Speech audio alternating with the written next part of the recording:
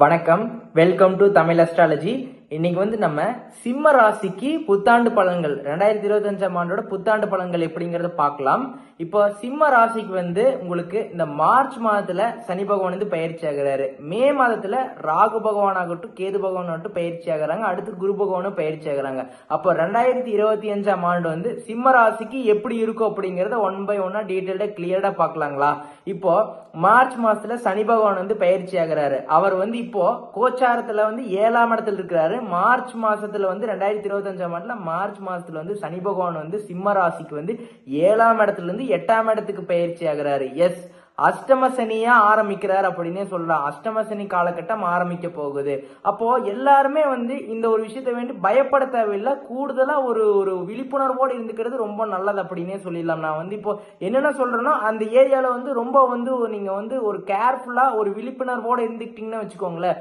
நான் இப்ப என்ன ஒரு விஷயத்த சொல்றேனோ அந்த விஷயத்துல நீங்க ரொம்ப கேர்ஃபுல்லா இருந்துட்டீங்கன்னாவே போது, ஈஸியா இந்த அஷ்டம சனியை கடந்து வந்துடலாம். இல்லைனா தான் உங்களுக்கு அஷ்டமஸ்தானம் அப்படின்னா 8ஆம் இடம் அப்படின்னு சொல்லலாம். அப்ப அந்த இடத்துல சனி பகவான் வரதுனால ரொம்ப ஒரு போராட்டம், ஒரு சிக்கல்கள் இதெல்லாமே இருக்கும். அதையும் மீறி வரணும். அது ஒரு பாடமா தான் இருக்கும். நீங்க அதை இதனால நீங்க என்ன பண்ணணும் அப்படின்னு பார்த்துட்டோம்னா, இந்த அஷ்டம சனினா உங்களுக்கு சனி பகவான் யார் அப்படின்னு பார்த்துட்டோம்னா அவர் தான் உங்களுக்கு 6ஆம் அதிபதி, அவர் தான் 7ஆம் அதிபதி, அவர் தான். அப்போ 6க்கும் 7க்கும் அதிபதியான சனி பகவான் 8ஆம் இடத்துக்கு மார்ச் மாதம் 2025ஆம் ஆண்டுல பயிற்சி ஆகிறாரு.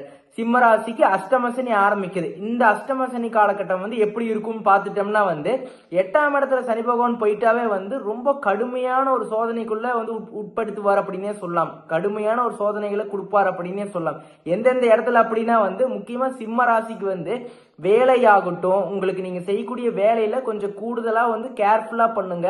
நீங்க ஒரு சின்ன விஷயம் தப்பு பண்ணாலும் நீங்க தான் நல்லா மாட்டிக்குவீங்க. ஸோ அப்போ கொஞ்சம் கரெக்டா பண்ணிக்கோங்க. நீங்க ஏன்னா உங்களுக்கு சூரியனோட டாமினன்ஸ் இருக்கும். ஏன்னா உங்களோட ராசி அதிபதி சூரியன் அப்படின்னாவே அந்த டாமினன்ஸ் இருக்கும். உங்களை யாராச்சும் ஒரு டாமினன்ட் பண்ணிட்டே இருந்தா உங்களுக்கு பிடிக்காது. பட் இந்த டைம்ல கொஞ்சம் பாலிடிக்ஸ் ஆகட்டும், கொஞ்சம் யாராச்சும் ஏதோ பேசினாலுமே விட்டு கொடுத்து போய்க்கோங்க. ஒர்க் ஃபீல்டுல சொல்ற, ப்ரொஃபஷன் ஃபீல்டுல. ஸோ அந்த டைம் ஃபீல்ட விட்டு கொடுத்து போறது ரொம்ப நல்லது. நீங்க எதிர்த்து ஆர்கியூமெண்ட் பண்ண உங்களுக்கு அதோட தாக்கங்கள் அதிகமாக தான் வரும். இந்த டைம் ஃப்ரேம்ல அந்த மாதிரி ஒரு அமைப்பு தான் இருக்கிறதுனால வேலை செஞ்சுட்டு இருக்கிற நபர்கள் வேலைக்கு போயிட்டு இருக்கிற நபர்கள் இருக்கிற இடத்துல அமைதியா இருக்கிற இடம் தெரியாம இருந்துக்கணும் அப்படிங்கிற மாதிரி நீங்க போய்க்கிட்டீங்கன்னா சூப்பரா ஒர்க்ல தப்பிச்சிடலாம். ஃபர்ஸ்ட் இதை நோட் பண்ணிக்கோங்க.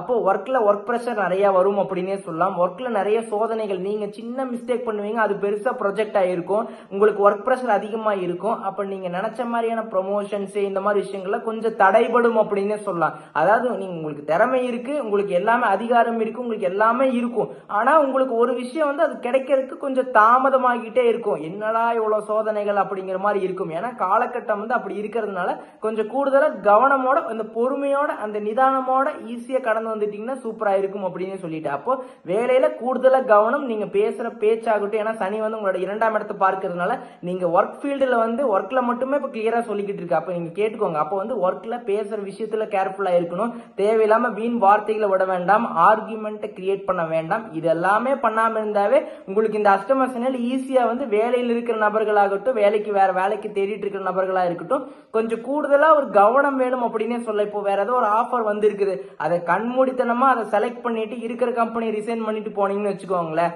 அந்த கம்பெனி கரெக்டா செட் ஆகல அப்படின்னா நீங்க அப்ப யோசிப்பீங்க, கம்பெனி நான் என்னோட பழைய கம்பெனிலேயே இருந்திருக்கலாம் அப்படிங்கிற மாதிரி. Maybe company to company differ ஆகும். உங்களுக்கு அதோட நீங்க வெறும் சேலரி பேக்கேஜ் மட்டும் பார்த்துட்டு போறீங்க அப்படின்னா அடுத்தடுத்து அதோட ஸ்ட்ரகிள்ஸ் எல்லாம் தெரியணும். அப்போ ஒரு கம்பெனி நம்மளுக்கு வருது, ஏதோ ஒரு ஆஃபர் வருது, வேற ஏதாவது கம்பெனிக்கு போகணும்னா ஒரு டைமுக்கு 4 டைம் யோசிச்சு நிதானமா அதுக்கப்புறம் ஒரு முடிவு எடுக்கிறது சூப்பர். நீங்க அவசரப்பட்டீங்கன்னா மட்டும்தான் அந்த இடத்துல நீங்க ரொம்ப கஷ்டப்பட வேண்டிய சூழ்நிலைகள் இருக்கும். ஸோ கொஞ்சம் கூடுதலா ஒரு விழிப்புணர்வோடு இருந்துக்கிறது ரொம்ப நல்லது. அடுத்து இந்த மறைமுக எதிரிகள், நீங்க நல்லா ஸ்கில்டா இருப்பீங்க. இந்த மறைமுகமா எதிரிகள் இந்த மாதிரி தொந்தரவுகள்லாம் பண்ணிக்கிட்டே இருப்பாங்க. அவங்க எப்படா சிக்குவோம் அப்படின்ட்டு இருப்பாங்க. அந்த டைம் ஃபீல்ட்ல கொஞ்சம் வந்து கூடுதலா கவனமா இருந்துக்கிறது ரொம்ப நல்லது. உங்க சைட்ல எந்த ஒரு மிஸ்டேக்கும் வச்சுக்காதீங்க. டக்குன்னு எதுக்கும் ரியாக்ட் பண்ணாம ஈஸியா இருந்துக்கோங்க. அதே மாதிரி வம்பு வழக்கு, கோர்ட் கேஸ் இந்த மாதிரிலாம் நடந்துட்டு இருக்கிற இந்த காலகட்டத்தில் வந்து 2025ஆம் ஆண்டுலலாம் வந்து கொஞ்சம் கூடுதலா கவனமோடு இருந்துக்கோங்க. அதை எப்படியோ வந்து பேசி முடிக்க பாருங்க. இந்த வழக்கெல்லாம் ஸ்டார்ட் ஆயிடுச்சுன்னா அது வந்து நீங்க நினைக்கிற மாதிரியே டக்குன்னு முடியாது. நீங்க நினைச்ச மாதிரி உங்களுக்கு சாதகமா வராது. அந்த விட்டு கொடுத்து போறது ரொம்ப நல்லது. இதை மட்டும் பார்த்துக்கோங்க, வேற எதுவுமே பெருசா இல்ல. இந்த மாதிரி விஷயங்கள்லாம் கொஞ்சம் வந்து நோட் பண்ணி வச்சுக்கோங்க. அந்த இடத்துல வந்து கொஞ்சம் கூடுதலா கவனமோடு இருக்கிறது ரொம்ப ஒரு புத்திசாலித்தனம் அப்படின்னு சொல்லிட்டேன். அடுத்து நோய்.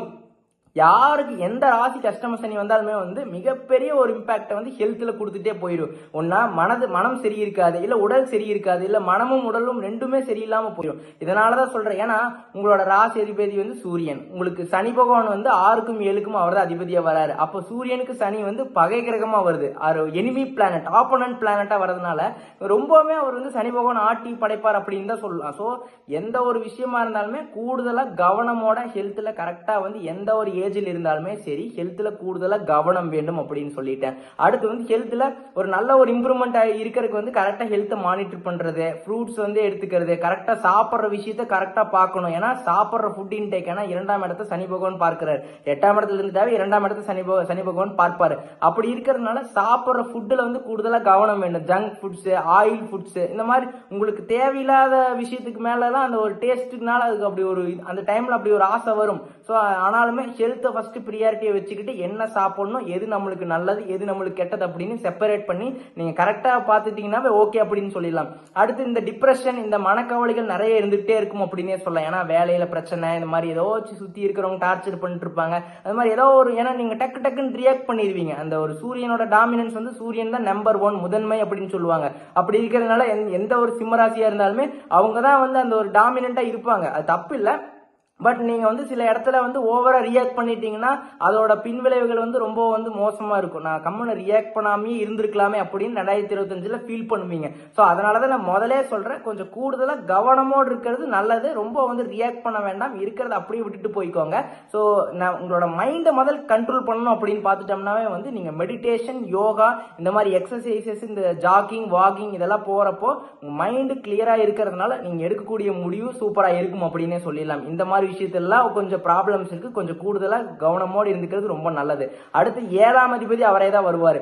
7ஆம் இடத்துல மே மாதத்துல வந்து ராகு பகவான் அங்க இருக்கிறதுனால வந்து உங்களுக்கு என்ன நடக்கும்னா வரன் கரெக்டா அமையாது, இல்ல வந்து உங்களோட பார்ட்னர் கூட தேவையில்லாம சண்டை சச்சரவு வரும். இந்த மாதிரி விஷயங்கள்லாம் நீங்க, ஏன்னா சனி பகவான் 2ஆம் இடத்தை பார்க்கறதுனால நீங்க பேசுற வார்த்தைகள் முக்கியம். திடீர்னு ஏதாச்சும் வேகத்துல ஏதோ ஒரு வார்த்தையை பேசிட்டீங்கன்னா அது வந்து பெரிய பிரச்சனையா போய் முடிஞ்சிடும். இதனால குடும்பத்திலே ஆகட்டும், உங்களுக்கு பார்ட்னர் ஆகட்டும், கொஞ்சம் விட்டு கொடுத்து போறது ரொம்ப நல்லது. அதே மாதிரி பிசினஸ் பண்ணக்கூடிய நபர்களா இருந்தாலும் 7ஆம் இடங்கிறது பிசினஸ் பார்ட்னர்ஷிப் குறிக்கக்கூடிய இடமாவே இருக்கும். அப்போ 7ஆம் இடம் பிசினஸ் பார்ட்னர்ஷிப் குறிக்கக்கூடிய இடமா இருக்கிறதுனால வந்து அங்க 7ஆம் இடத்துல ராகு பகவான் இருக்கிறாரு. ஆனாலுமே வந்து உங்களுக்கு அந்த பிசினஸ் பார்ட்னர்ஷிப் கரெக்டா அமைஞ்சா மட்டும் உங்களுக்கு அந்த பார்ட்னர் போட்டு பண்ணுங்க. அப்படி இல்லைன்னு வச்சுக்கோங்களேன், அது வந்து உங்களுக்கு கரெக்டா கடைசியில போய் மேட்ச் ஆகல அப்படின்னா அது உங்களுக்கு ரொம்ப ட்ரபிள்ஸா இருக்கும். அந்த பார்ட்னர்னால நிறைய வந்து ஒரு சங்கடங்கள் ஏற்படும், அந்த நிறைய ப்ராப்ளம்ஸ் ஏற்பட்டே இருக்கும். அந்த பிசினஸ்னா நீங்க கரெக்டா யோசிங்க, அவர் நம்மளுக்கு செட் ஆவாரா இல்லையா எல்லாத்தையும் பார்த்துட்டு அதுக்கப்புறம் ஒரு பிசினஸ்ல பார்ட்னர்ஷிப் இன்க்ளூட் பண்றது ரொம்ப நல்லது. அதையும் நீங்க பார்த்துக்கோங்க. அடுத்து வந்து உங்களுக்கு அந்த வரன் வந்து கொஞ்சம் டிலே ஆகிட்டே போயிட்டே இருக்கும். ஏன்னா உங்களுக்கு சனி பகவான் வந்து 8ஆம் இடத்துல இருக்கிற ஏதோ ஒரு தடை, ஏதோ ஒரு உங்களுக்கு வந்து உங்களுக்கு தேவைப்படுற விஷயங்கள் வந்து நீங்க ஒரு விஷயத்தை எதிர்பார்ப்பீங்க வரன் கிட்ட இருந்து. பையனா இருந்தா பொண்ணா இருந்தா பையன் கிட்ட, அந்த மாதிரி விஷயங்கள் அந்த மேட்ச் ஆகிற கிரைட்டீரியா வந்து கொஞ்சம் லேட் ஆகும். எல்லாம் அமைஞ்சது எல்லாமே ஓகே அப்படின்னா ஜாதகம் கொஞ்சம் லேட் ஆகும் செட் ஆகிறதுக்கு. இந்த மாதிரி ஏதோ ஒரு தடைகள் வந்துகிட்டே இருக்கும் அப்படின்னே சொல்லலாம். ஸோ கொஞ்சம் பொறுமையா பண்ணுங்க, அவசரம்லாம் பட வேணாம். அதே மாதிரி பயமும் படாதீங்க அஷ்டம சனி வந்துருச்சு அப்படின்ட்டு. கரெக்டான ஜாதகம், கரெக்டான உங்களுக்கு யோகமான தசை நடக்குதுன்னா தாராளமா பண்ணலாம். ஆனா அதோட பின்விளைவுகள் கொஞ்சம் நீங்க வந்து விட்டு கொடுத்து அண்டர்ஸ்டாண்ட் பண்ணி போய்க்கிறது ரொம்ப நல்லது. தேவையில்லாம வீண் வாக்குவாதம் எல்லாம் வச்சுக்க வேண்டாம் அப்படின்னு சொல்ற, அதை மட்டும் நீங்க பாத்துக்கோங்க. இதுதான் உங்களுக்கு சனி பகவான் இந்த மாதிரி விஷயத்துல தான் உங்களை வந்து கை வைப்பார். இதனால பார்ட்னர்ஷிப் ஆகட்டும், பிசினஸ் ஆகட்டும், ஏதோ ஒரு விஷயமா இருந்தாலுமே கொஞ்சம் கூடுதலா கவனமோடு இருந்துக்கிறது ரொம்ப நல்லது. இருக்கிற ஜாபை தக்க வச்சுக்க பாருங்க. அடுத்து வேற ஜாப் கிடைச்சாலுமே கரெக்டா ரிசர்ச் பண்ணிட்டு அதுக்கப்புறம் ஒரு முடிவு எடுங்க. இங்கேயே இருக்கலாமா நெக்ஸ்ட் போலாமா அப்படிங்கறது அதுக்கப்புறம் ஒரு விஷயத்தை யோசிச்சுக்கிறது ரொம்ப நல்லது அப்படின்னே சொல்லிடலாம். அடுத்து மே மாதத்துல குரு பகவான் வந்து பயிற்சி ஆகிறார். அவர் 10ஆம் இடத்துல இருந்து 11ஆம் இடத்துக்கு பயிற்சி ஆகிறாரு. சோ லாபஸ்தானத்துல குரு பகவான் போறதுனால குரு பகவான் யார் அப்படின்னா சிம்ம ராசிக்கு 5ஆம் அதிபதி அவர் தான், 8ஆம் அதிபதி குரு பகவானா தான் வருவாரு. சோ இதனால வந்து 11ஆம் இடம் அப்படின்னாவே உங்களுக்கு லாபம் வந்துட்டே இருக்கும். உங்களுக்கு பிசினஸ் ஆகட்டும் வேலையாகட்டும் உங்களுக்கு அந்த லாபம் வந்துட்டே இருக்கும். எவ்வளவு கஷ்டம் இருந்தாலும் சரி உங்களுக்கு அஷ்டம சனினால லாபம் உங்களுக்கு பொருளாதாரத்துல ஓரளவுக்கு வந்து வந்துகிட்டே இருக்கும். உங்களுக்கு வந்து நிறைய வந்து கடன் ஆகட்டும், கடன்ல வந்து கொஞ்சம் கூடுதலா கேர்ஃபுல்லா இருங்க. கொஞ்சம் அமௌண்ட் வருது இன்ஃப்ளோ வருதுன்ட்டு ஓவரா கடன் வாங்காம இருக்கிறது ரொம்ப நல்லது. இந்த கடன் மாதிரி விஷயத்துல அதிகமா மாட்டிக்காதீங்க. உங்க லெவலுக்கு ஏத்த மாதிரி பண்ணிக்கோங்க. ஓவரா கடன் வந்து வாங்க வேண்டாம். ஏன்னா இந்த டைம் ஃப்ரேம்ல வந்து ரொம்ப கஷ்டப்படுவீங்க. அதனாலதான் நான் சொல்றேன், அதையும் பார்த்துக்கோங்க. 11ஆம் இடத்துல இருக்கிற குரு பகவான் வந்து சூப்பரா தான் பண்ணுவார். எல்லாத்தையுமே சூப்பரா பண்ணி கொடுத்துருவாரு. உங்களுக்கு பயப்படவே தேவையே இல்லை. லாபம் வந்துகிட்டே இருக்கும். உங்களுக்கு வந்து ஒரு செலவு போய்கிட்டே இருந்தாலும் வரவு வந்துகிட்டே இருக்கும். அதனால கொஞ்சம் கரெக்டா மேனேஜ் பண்ணிக்கிறது ரொம்ப நல்லது அப்படின்னே சொல்லிடலாம். அடுத்து வந்து உங்களுக்கு வந்து குரு பகவான் வந்து 3ஆம் இடத்தை பார்க்கிறார். 3ஆம் இடத்தை பார்க்கிற முயற்சி ஸ்தானத்தை பார்க்கிறார். அப்போ நீங்க வந்து ஒரு முயற்சி எடுக்கிறீங்க, அது தடைப்பட்டாலுமே, ஏன்னா அஷ்டம சனி அப்படின்னா நிறைய தடைகள் வந்துட்டே இருக்கும். தடை இருந்தாலுமே அதையும் மீறி ஜெயிக்கக்கூடிய அற்புதமான ஒரு காலகட்டம் வந்து உங்களுக்கு இருக்கும். ஏன்னா குருவோட சப்போர்ட் இருக்கிறதுனால குரு வந்து உங்களுக்கு எந்த ஒரு விஷயத்தை நீங்க முயற்சி செஞ்சாலுமே அதை வந்து நடத்தி வச்சிருவாரு. நீங்க கவலையே பட தேவையில்லை அப்படின்னே சொல்லிடலாம். அடுத்து 5ஆம் இடத்தை பார்க்கறதுனால வந்து உங்களுக்கு அது சூப்பரான ஒரு அமைப்பு. உங்களுக்கு அந்த ஒரு கடவுளோட அனுகிரகம், உங்களோட குருமார்கள் வந்து உங்களுக்கு குரு அளவுக்கு யார் லெவல் இருக்கிறாங்களோ அவங்களோட பேச்சு கேட்டுட்டு ஒரு முடிவு எடுத்தீங்கன்னா சூப்பரா இருக்கும் அப்படின்னே சொல்லிடலாம். அதனால அதெல்லாம் சூப்பரா இருக்கு. இந்த மாதிரி வந்து குழந்தை பிராப்தம் இதெல்லாமே கண்டிப்பா ஏற்படும் அப்படின்னே சொல்லலாம். தன் வீட்டை தானே பார்க்கிறாரு. இதனால வந்து சூப்பரான ஒரு அமைப்பு தான் இருக்குது. அந்த யோகமான காலகட்டமாக இருக்கும். பட் ஆனா அந்த அஷ்டம சனினால அந்த ஒரு போராட்டங்கள், மன வருத்தங்கள், இந்த மாதிரி ஒரு தடை தாமதங்கள், இந்த மாதிரி விஷயங்கள்லாம் இருந்துகிட்டே இருக்கும். அதை மட்டும் நீங்க பாத்துக்கோங்க. உடல்நிலையில கூடுதலா கவனம் வேணும் அப்படின்னே சொல்லிட்டேன். அடுத்து 7ஆம் இடத்தையும் பார்க்கிறார் குரு பகவான். இதனால வந்து ராகு பகவான் அங்க இருக்கிறார். குரு சண்டால யோகம் ஏற்படும். அதனால பிசினஸ்ஷிப்ல கரெக்டான பார்ட்னர்ஷிப் ஏற்பட்டுருச்சு அப்படின்னா சூப்பரான ஒரு பிசினஸ்ல மிகப்பெரிய ஒரு யோகம் கண்டிப்பா ஏற்படும் பார்ட்னர்ஷிப்னால. அதனால கரெக்டான ஒரு பார்ட்னர்ஷிப் தேர்ந்தெடுத்துக்கிறது ரொம்ப நல்லது. இப்போ நீங்க ஒரு பிசினஸ் செய்றீங்க, பார்ட்னர் கரெக்டா அமைஞ்சிட்டார் அப்படின்னா ஓஹோன்னு பிசினஸ் சூப்பரா போகும். பார்ட்னர் கரெக்டா அமையாத பட்சத்துல, ஏன்னா அஷ்டம சனி போயிட்டு இருக்குது, கரெக்டா அமையல அப்படின்னா வந்து அது ரொம்ப இறக்கி விட்டுரும். ரொம்ப கஷ்டம், ஒரு சண்டை சச்சரவு இந்த மாதிரி எல்லாம் ஏற்பட்டுரும். அதனால இந்த மாதிரி விஷயத்துல கொஞ்சம் கேர்ஃபுல்லா இருந்துக்கோங்க. அதே மாதிரி வரன் பாக்குறதா இருந்தாலுமே வந்து கொஞ்சம் கூடுதலா பொறுமையா நிதானத்தோடு பாருங்க. ஒன்னும் அவசரம் இல்லை, அவசரப்பட வேண்டாம். அதே மாதிரி வேறு மொழி பேசுறவங்க, வேறு மாநிலம், இந்த மாதிரி நிறைய இடத்துக்கு டிராவல் பண்ணுவீங்க. அந்த மாதிரி விஷயங்கள்லாம் இருக்குது. நிறைய போயிட்டு வருவீங்க. வேறு மொழி பேசுறவங்களோட வந்து நிறைய கான்டாக்ட் வரும், கனெக்ஷன்ஸ் நிறைய ஏற்படும். அவங்களால நிறைய இன்ஃபர்மேஷன்ஸ் கேதர் பண்ணிக்குவீங்க. இந்த மாதிரி விஷயங்கள்லாம் கண்டிப்பா ஏற்படும் அப்படின்னே சொல்லலாம். நிறைய வந்து உங்க மைண்ட் வந்து திங்க் பண்ணிக்கிட்டே இருக்கும். இதெல்லாமே ஓகே அப்படின்னே சொல்லிடலாம். அடுத்து இன்னொரு முக்கியமான விஷயம் வந்து கேது பகவான் வந்து உங்களோட ஜென்ம ராசியிலே இருக்கிறதுனால எது இருந்தாலுமே அது இல்லாத மாதிரி ஒரு சூழ்நிலை வந்து கிரியேட் ஆகும் 2025ஆம் ஆண்டு சிம்ம ராசிக்கு. அதனால கேது பகவான் இருந்துட்டாவே அந்த தடை இருக்கும், டிப்ரெஷன் இருக்கும். ஏன்னா ஒரு இருள் கிரகம் வந்து ராசிலேயே இருக்கிறதுனால, ராசி அப்படின்னா மனம் அப்படின்னு அர்த்தம். உங்களோட மைண்ட் வந்து கிளியராகவே இருக்காது. ஒரு ஸ்டெபிலிட்டியான ஒரு முடிவே எடுக்க முடியாத மாதிரி ஒரு சூழ்நிலைகளுக்குள்ள போய் மாட்டிக்குவீங்க. ஸ்டெபிலிட்டியா ஒரு டிசிஷன் எடுக்க முடியாத அளவுக்கு ஒரு சிச்சுவேஷன் போய் மாட்டிக்குவீங்க.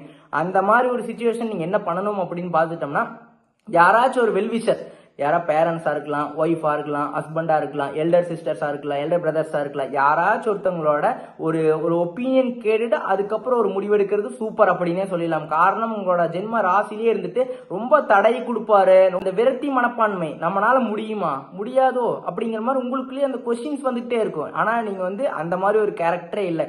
எதா இருந்தாலும் என்னால முடியும் அப்படின்னு கான்பிடண்டா ட்ரை பண்ணி அதுல ஜெயிக்கக்கூடிய ஒரு அற்புதமான ஒரு கேரக்டர் அப்படின்னா சிம்மராசி சொல்லலாம். ஆனாலும் உங்களையே ஒரு காலகட்டம் வந்து அந்த மாதிரி சேஞ்ச் பண்ணுது அப்படின்னா அந்த டைம் ஃப்ரேம்ல நிதானமா இருக்கணும். மத்தவங்க சொல்ற பேச்சு கேட்க கூடாது. மத்தவங்க என்ன வேணாலும் சொல்லுவாங்க, என்ன வேணாலும் ஒரு ஆசை வார்த்தை காட்டி உங்களை ஏமாத்துறதுக்கு வருவாங்க. இந்த டைம் ஃப்ரேம்ல அந்த மாதிரி விஷயத்துல கூடுதலா ஒரு கவனமோடு இருக்கிறது ரொம்ப நல்லது அப்படின்னே சொல்லலாம். ஹெல்த் ஆகட்டும், மாணவர்களுக்கு படிக்கிற மாணவர்களுக்கு வந்து கரெக்டா வந்து அந்த டைம் ஃப்ரேம்ல நிறைய டிஸ்ட்ராக்ஷன்ஸ் இருந்துட்டே இருக்கும். படிக்கிறத தவிர மாணவர்கள் எல்லாத்தையுமே யோசிப்பாங்க. ஸோ இதனால என்ன நான் சொல்ல வரேன் அப்படின்னா, அந்த மைண்ட் வந்து கிளியராகவே இருக்காது. அப்போ படிக்கிற விஷயத்துல கான்சென்ட்ரேஷன் இருக்காது. அப்போ நீங்க அதை மட்டும் மெயின்டைன் பண்ணுங்க. அதுக்கு யோகா, மெடிடேஷன் இந்த மாதிரி எல்லாம் பண்ணிட்டு என்ன பிரச்சனையோ அதை மட்டும் ஃபர்ஸ்ட் அடுத்து என்ன பண்ணணும் அப்படிங்கிறது மைண்ட் கிளியரா இருக்கணும். படிக்கிறது, படிப்பு, காலேஜ், அப்புறம் வேலை, இந்த மாதிரி தான் தாட் இருக்கணுமோ தவிர வேற டிஸ்ட்ராக்ஷன்ஸ் ஆகிக்கிட்டே இருக்கக்கூடிய காலகட்டமாகவும் இருக்கும். ஸோ அதனால என்ன நம்மளுக்கு தேவை அப்படிங்கறத கிளியரா பார்த்துக்கிட்டு அதுக்கப்புறம் வந்து நெக்ஸ்ட் ஒரு டிசிஷன் எடுக்கிறது ரொம்ப நல்லது. ஆனா நிறைய தடைகள் வந்துகிட்டே இருக்கும். ஸோ ஆனா அதையும் தாண்டி ஜெயிக்கக்கூடிய ஒரு பக்குவம் வந்து கண்டிப்பா சிம்ம ராசிக்கு 2025 ஆண்டு இருக்குது. குரு பகவான் வந்து சப்போர்ட் பண்றாரு. பொருளாதாரம் ஓகே, பட் வருமானம் வந்தாலுமே நிறைய செலவுகள் இருக்கக்கூடிய காலகட்டமா இருக்கும். ஸோ வேலையா இருந்தாலும் சரி, தொழிலா இருந்தாலுமே சரி, ஒரு நிதானமா ஒரு முடிவெடுங்க. அவசரப்படாதீங்க. தொழிலை வந்து எக்ஸ்பேண்ட் பண்றேன், வேலையை வேற பக்கம் டக்கு டக்குன்னு மாத்துறேன், அந்த மாதிரி மைண்ட் வரும். ஆனாலும் கொஞ்சம் பொறுமையா நிதானத்தோட யோசிச்சு பாருங்க. இது பர்ஃபெக்டா அமையுமா அமையாதா அந்த மாதிரிலாம் யோசிச்சு பாருங்க. அதுக்கப்புறம் ஒரு முடிவெடுங்க. டக்கு டக்குன்னு எதையும் பண்ணாதீங்க. அதிகமா கடன் வாங்க வேண்டாம். இந்த மாதிரி விஷயங்கள்லாம் பண்ணாம இருக்கிறது ரொம்ப நல்லது அப்படின்னே சொல்லிடலாம். அதே மாதிரி நைட்டு ப்ராப்பரான ஒரு ஸ்லீப் வேணும். ஏன்னா வந்து நைட் வந்து தூங்க விடாது. அடுத்த நாள் என்ன பண்றது அப்படின்னு தெரியாது. இல்லைன்னா போன பழைய விஷயங்களை நினைச்சு அதை நினைச்சு ஃபீல் பண்றது, இல்லைன்னா அடுத்து வரக்கூடிய விஷயங்களை நினைச்சு நம்மளே ஓவர் திங்க் பண்ணிக்கிறது.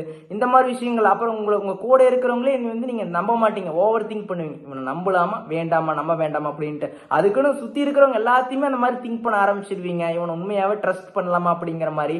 ஆனா அதெல்லாம் பார்த்துக்கோங்க. உங்க கூட இருக்கிறவங்களும் உங்களை வந்து வெறும் தேவைக்கு வேண்டி மட்டும் சில பேர் பழகக்கூடியவங்களா இருப்பாங்க.